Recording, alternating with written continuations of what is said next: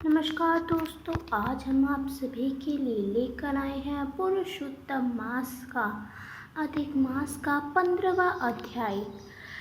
श्री नारायण बोले, नारद सुदेव शर्मा ब्राह्मण हाथ जोड़कर गदगद स्वयं से भक्त वत्सल श्री कृष्ण देव की स्तुति करता हुआ बोला, हे देव, हे देवेश, हे त्रिलोक को अभय देने वाले, हे प्रभु, आपको नमस्कार है।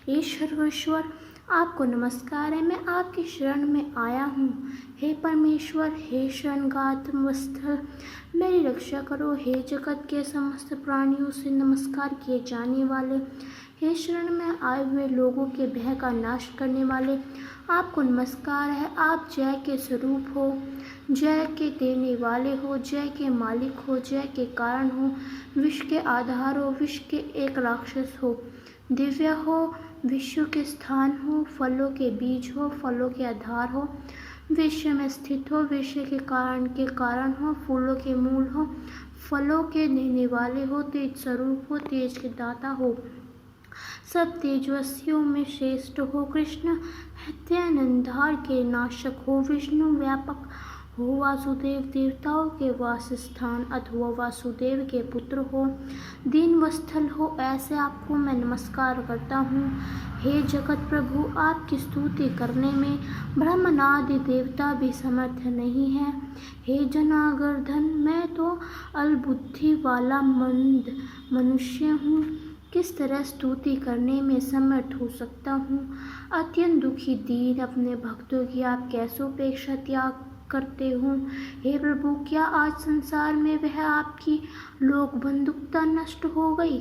वाल्मीकि ऋषि बोले, सुदेव शर्मा ब्राह्मण इस प्रकार विष्णु भगवान की स्तुति कर हरि के सामने खड़ा हो गया। हरि भगवान उसके वचन सुन मेघ के समान गंभीर वचन से बोले।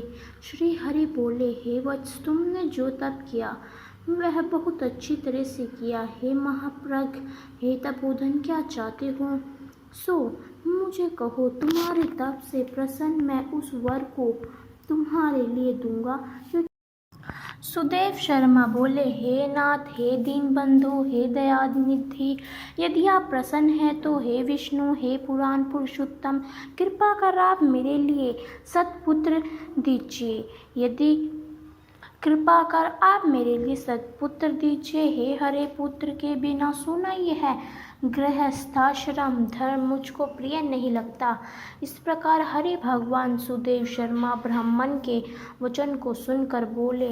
श्री हरि भगवान बोले, हे द्विज पुत्र को छोड़कर बाकी जो न देने के योग्य हैं उनको भी तुम्हारे लिए दूंगा, क्योंकि ब्रह्मा ने तुम्हारे लिए पुत्र का सुख नहीं लिखा है। ब्रह्मा ने बाल देश में जो सुख दुख लिखा है वह मिलता है। ब्रह्मानाथ क्या करेंगे मनुष्य। तो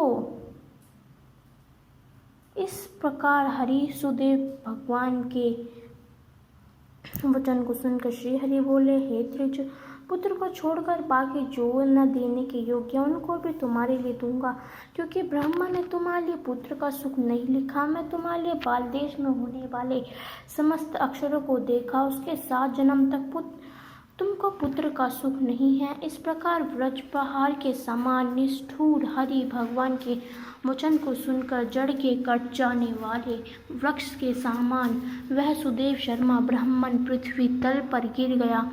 पति को गिरे हुए देखकर गौतमी स्त्री अत्यंत दुखित हुई और पुत्र की अभिलाषा से वंचित अपने स्वामी को देखते हुए रुदन करने लगी। कुछ समय बाद धैर्य का आश्रम लेकर गौतमी स्त्री गिरे हुए पति से बोली। गौतमी बोली, हे नाथ, उठिए उठिए, क्या मेरे वचन का स्मरण नहीं करते हैं। ब्रह्मा ने बालदेश में जो सुख दुख लिखा है वह मिलता है।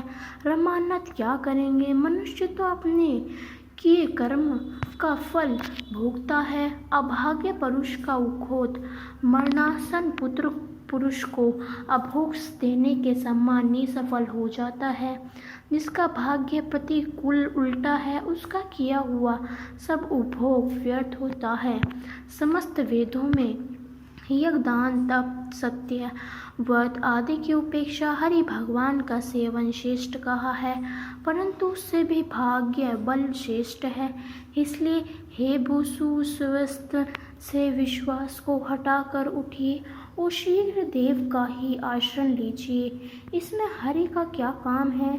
इस प्रकार उस गौतमी के अत्यंत शोक से युक्त वचन को सुनकर दुख से कांपते हुए गरुड़ जी विष्णु भगवान से बोले। गरुड़ जी बोले, हे हरे, शोक रूपी समुद्र में डूबी हुई ब्राह्मणियों को उसी तरह नेत्र से गिरते हुए अधुधारा से व्याकुल ब्राह्मण को देखकर, हे दीन बंधो, हे दयान सिद्धि घोष, हे भक्तों के लिए भय को देने वाले, हे प्रभु, भक्तों के दुख को नहीं सहन करने वाले, आपकी आज वह दया कहाँ चली गई। ओह, आप वेद और ब्राह्मण की रक्षा करने वाले साक्षात विष्णु हो। इस समय आपका धर्म कहाँ गया है। आपने भक्त को देने के लिए 4 प्रकार की मुक्ति आपके हाथ में ही स्थित कहीं गई है, और फिर भी वे आपके भक्त उत्तम भक्ति को छोड़कर चतुर्विध मुक्ति की इच्छा नहीं करते हैं और उनके सामने 8 सिद्धियों दासी के समान स्थित रहते हैं। आपको आराधना का महात्म्य सब जगह सुनना है तथा इस ब्राह्मण के पुत्र की वरक्षा आज पूर्ण करने में आपका क्या परिश्रम है।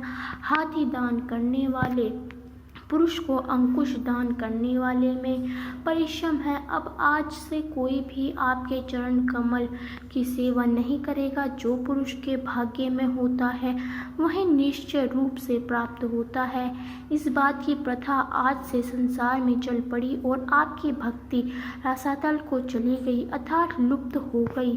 हे नाथ, आप अपने करने तथा न करने से स्वतंत्र है। यह आपका सामर्थ्य सर्वत्र विख्यात है। आज वह सामर्थ्य इस ब्राह्मण को पुत्र प्रदान न करने से नष्ट होता है, इसलिए आप इस ब्राह्मण के लिए अवश्य पुत्र प्रदान कीजिए। सुदामा ब्राह्मण ने आपकी आराधना कर उत्तम वैभव को प्राप्त किया। आपकी कृपा से स्नानदीपनी गुरु ने मृत पुत्र को प्राप्त किया। इन कारणों से पुत्र की लालसा करने वाले ये दोनों स्त्री पुरुष आपकी शरण में आए हैं। तो ये दोस्तों, ये था हमारा अधिक मास पुरुषोत्तम मास का 15वां अध्याय। मिलते हैं पुरुषोत्तम मास के 16वें अध्याय के साथ।